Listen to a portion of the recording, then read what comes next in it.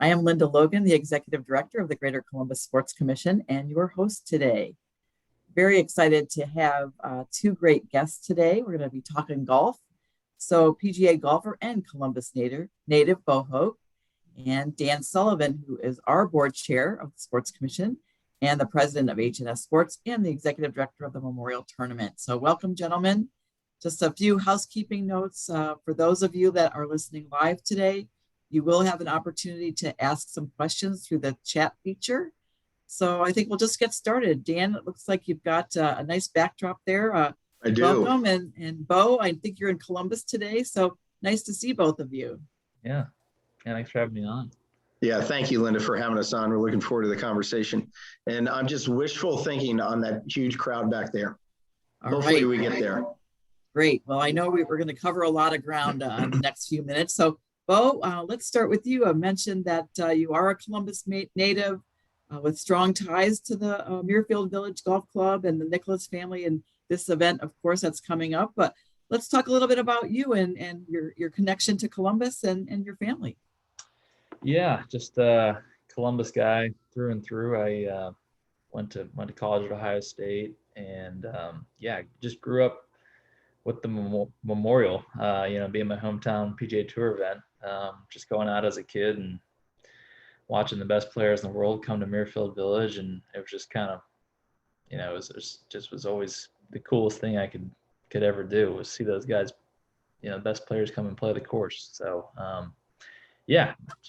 quite an inspiration to come watch those guys and maybe one day come back as a tour player playing in the Memorial. So it's all kind of come together, and couldn't be more excited to play in it.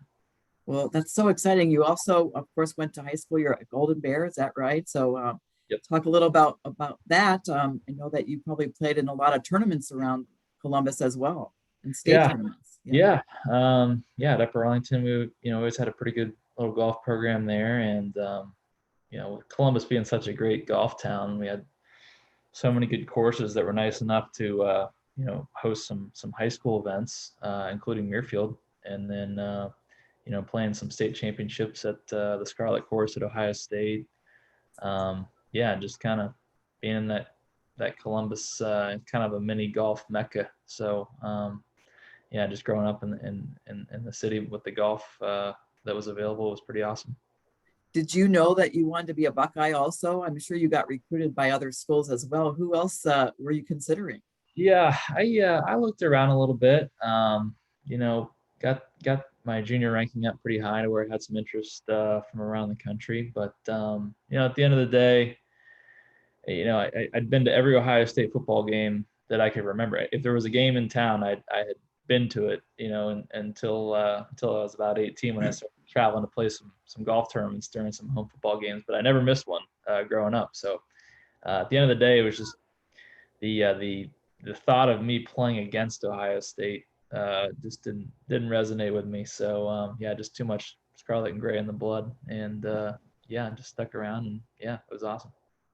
Well, I know that there's a rich tradition with your family. Your grandfather and your father, of course, all played golf. And do you want to talk a little bit about that connection that you have with your family and your grandfather in particular, and the course? Yeah. So obviously we all know Jack Nicklaus, and all the great stuff he's done for the state of Ohio and Central Ohio, and bringing the Memorial Tournament to Columbus.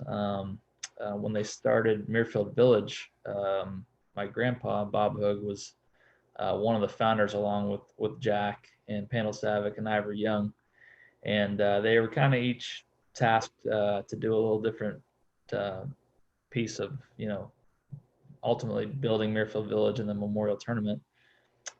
So just, being able to spend some time with my grandpa at the Memorial growing up and playing Muirfield Village, learning the game from him on the course there. And then obviously his close friendship with Jack Nicklaus kind of transcended down to my generation. And, he's been, I don't know how much better of a mentor you can ask for. So it's been pretty lucky to spend some time around Jack, and, just really cool experience just to learn from him. So we got to talk a little bit in advance that you still get to play golf, of course, with your father and your uncles. And I asked you, when's the last time they beat you? And you couldn't remember that, right? So that's nice bragging rights. yeah, exactly. Yeah, I can't remember. So it obviously was a long time ago. Good. Well, Dan, you've probably gotten to see Bo's career also grow, and exciting for all of us to have him, local native does well. So Yeah, no question. I was fortunate enough to know Bo's grandfather when I started out here at Muirfield as a waiter and bartender in '86. I knew Mr. Hogue really well, and then he was a great mentor to me as I started in my profession in sports marketing, and then obviously knew Bo's dad and uncles growing up as well, and great family, incredible tie to the game of golf. Bo's grandfather is a really nice player over the years as well. And so just, it's cool to see a kid named Bo Hoag who started out hitting golf balls at Scioto and knowing that he had a nice pedigree in the family from a connection with Muirfield to really working hard to become a professional golfer. It isn't easy. Bo can tell you all about that. And every one of these professional golfers can share just the amount of time and effort and dedication that they have to have, along with a heck of a lot of talent in order to achieve the goal of being on the PGA Tour. And Bo's a pretty mild-mannered guy. He won't tell you how much work he had to put into it. And then when he was able to accomplish the goal in end of 2019, right, Bo, into 2020, not only was Bo over the moon and his whole family, but I would say every golf fan in Columbus was, because they kind of knew Bo's name growing up, knew him through Ohio State, knew that he played on a lot of different professional tours, played in the Korn Ferry Tour a couple times here in Columbus over at Ohio State, and achieved his goal. And, we're proud that we've extended an exemption to Bo this year to play in the tournament. We're looking forward to him having a great week. He gets to play next week in Colonial to get ready for the Memorial. And it's great for us because every golf tournament across the country doesn't have hometown players, right? We're not the Blue Jackets. We're not the Buckeyes where people get to know them over 4 years because they play every week. They come in for 1 week and they leave. And so a chance to have a professional golfer being from Columbus achieve incredible feats of being on the PGA Tour, and not only to have Bo, but have Jason Day in town. That's really important for us to establish kind of a hometown connection with our fans here. It's so great for the role models for our kids, right? So No that's doubt. just, there are a lot of things that kids aspire to. So Bo, I know that Dan's going to talk a little bit about the course in a few minutes in the tournament, but you have a special thing that you're doing tomorrow out at Muirfield Village. Yeah. So obviously, some of you know they've after last year's Memorial Tournament, about as soon as you could after the last round of the Memorial, Jack Nicklaus wanted to had the idea of kind of touching up the course, renovating it a little bit, to make the changes he wanted to. And so nobody's played the new course yet. So tomorrow's kind of the first day that the members can play the new tournament course. And they've nice enough to ask me to come out and hit kind of the first ceremonial tee shot from the memorial tees, kind of kick it off. So it's going to be pretty cool. I'm looking forward to it. That fairway's moved a little bit, Bo, so you better make sure you're paying attention to what it's. I'll have to get on Google Earth tonight and see. Yeah, exactly right. The best line. I'm sure your buddies are calling you to see if you have any inside scoop, right? Yeah, right. Exactly. No, they've been, it seems like every week on the PGA Tour, I get a couple guys asking me, how's the new Muirfield? What's different, or what have they done? And like, guys, I honestly don't know what to tell you. Nobody's played it yet. We'll find out. I'll try to get up there when I'm home in an off week. But yeah, a lot of interest from the players on tour, just walking up and down the range, just seeing somebody there, just want to, know what's the latest and greatest up at Muirfield Village. Well, Dan, that's a great segue for you to talk Yep. a little bit about sort of what the vision was and why all the renovations, and give us a sneak peek. Yeah, so I'll speak for Jack for a minute. And, he looks at it as an 81-year-old man who wants to make sure that his legacy is firmly positioned within the golf course. And so the golf course has been renovated over time, somewhat in pieces. And he really felt like the right time was now in order to take the golf course and renovate the entire golf course, redesign the entire golf course so that it has sustainability for the next 40 or 50 years. And so this came together. Jack's an incredible mind when it comes to designing golf courses. And Muirfield Village Golf Club is his crown jewel. So he took some time to just get a feel for the golf course, watched everyone play last year during the 2 weeks that we had tournament golf, and really went to work on Sunday night, Monday morning to start recreating. And so this golf course has been redone from the bottom up. Every green has been redone, cored out and started from the bottom up. We have heating and cooling systems under every single green. We've moved about 7 greens. So Bo and his counterparts are going to see number 1, number 3, number 4, 5, 7, 15, all with subtle and somewhat dramatic changes depending on the hole. Jack has a phrase that he likes to use, that the course was improved, but not made any harder. So he feels like he improved a masterpiece. And again, these were greens were done, bunkers were all done, new irrigation system, grass in the fairways. The entire golf course was flipped over. And it looks absolutely spectacular.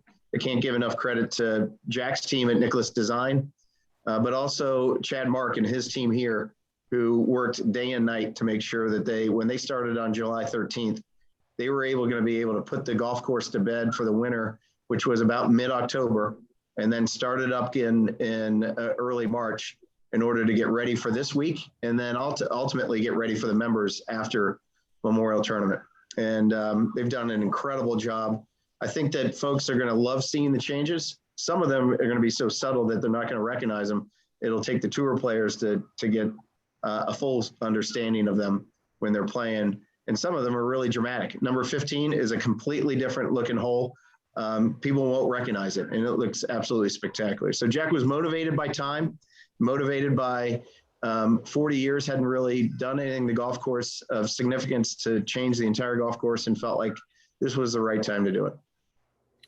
Well, Dan, I'll start with you, just talking about the tournament itself, and certainly with these uncertain times that we've had in the last year, you all have been working very hard behind the scenes with the tour, with local officials, and trying to make the best Memorial Tournament ever.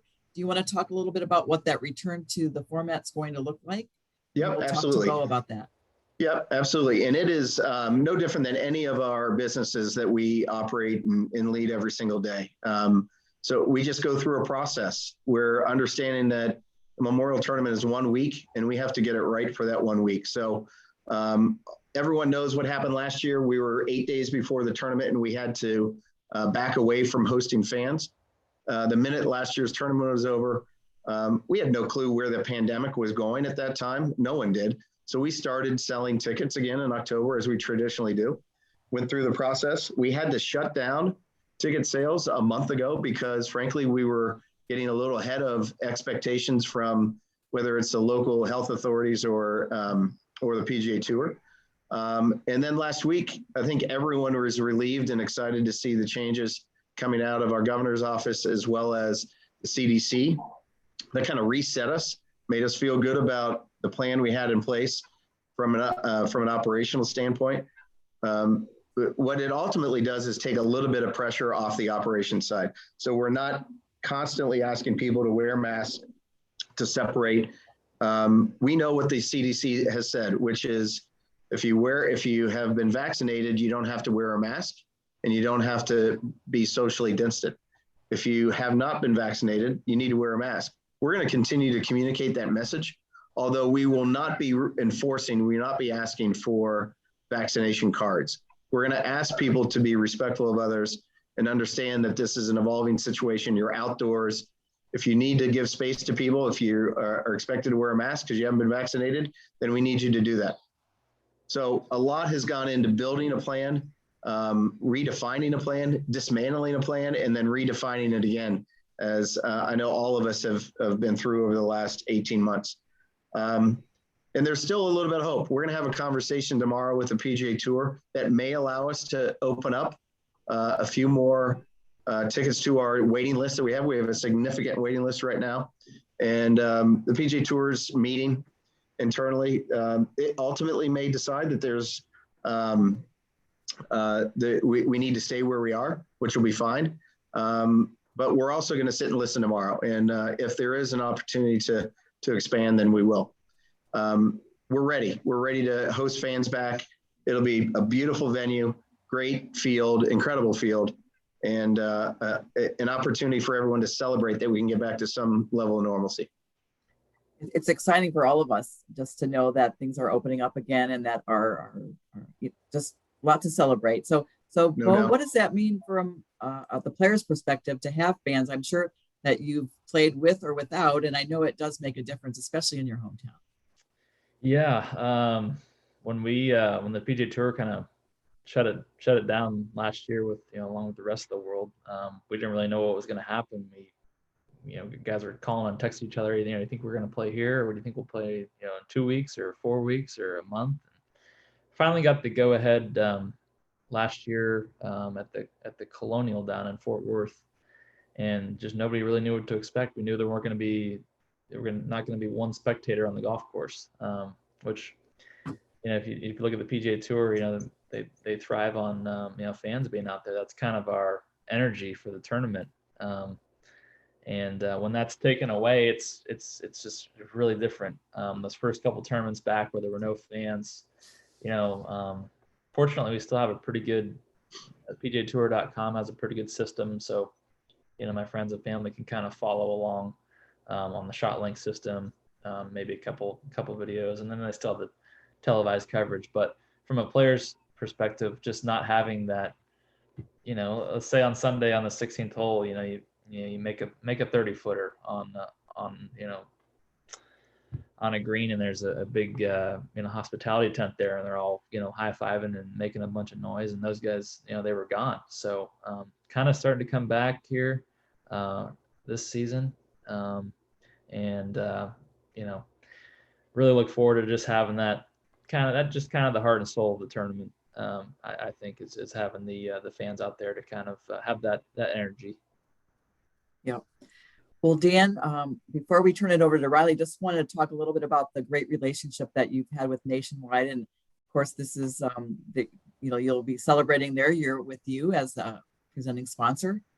I'm going to talk a little bit about that. You got it. And Jim McCoy is on the line with us here. So I said this yesterday during our media day. We've had an incredible 11-year relationship with Nationwide as our presenting sponsor. That will come to an end this year, but Nationwide has made a significant commitment to stay with us going starting next year in 2022. And we couldn't be more proud of the relationship that we've built with Nationwide over time, built with Nationwide Children's Hospital.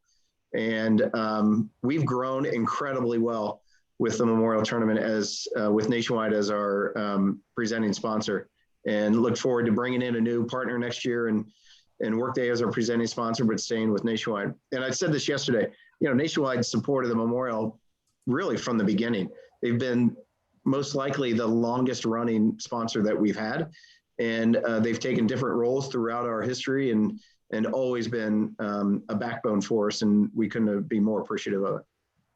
And I know, Bo, that's probably a tradition that you know about too, with the hospital and the connection. So now you're in the thick of it as a player and get to see all the things that this tournament does for Columbus and especially for the hospital. Yeah, no, just being able to give back in any way, shape, or form to ultimately, helping sick kids get better. I don't know what feels better than that. I know a little bit firsthand. My wife's a nurse at Nationwide Children's Hospital, so gotten to see all the great things that hospital can do, and that's just one of the ways that the Memorial gives back, and it's just it's really cool what Nationwide has done with their involvement with the tournament. And I know for me specifically, with that connection to the Children's Hospital over there, just to know that I'm playing kind of on a platform to maybe give back to that hospital and those kids is a really unique and cool thing for me to do. That's great. Well, we are going to turn it over to Riley Newhart from our staff, who has some questions from the audience. Yep. Hi, everyone. If you have any more questions, please feel free to submit them. We will start with a question. Someone sent in and asked a question for Dan. So Dan, you mentioned that you are carefully monitoring everything and getting guidance from the CDC, seeing if there is a chance kind of last minute to open things up more. Do you have any plans to have staff or volunteers on standby should they open up further, or does that kind of add pressure to what you're already planning? How are you guys going to handle that if you do have an increased capacity, here at the final hour? Yeah, I think that it'll come, and we talked about this yesterday, it would most likely come in the form of the need for a few more volunteers. And just think about the plan we have in place with the number of folks that we've identified coming out.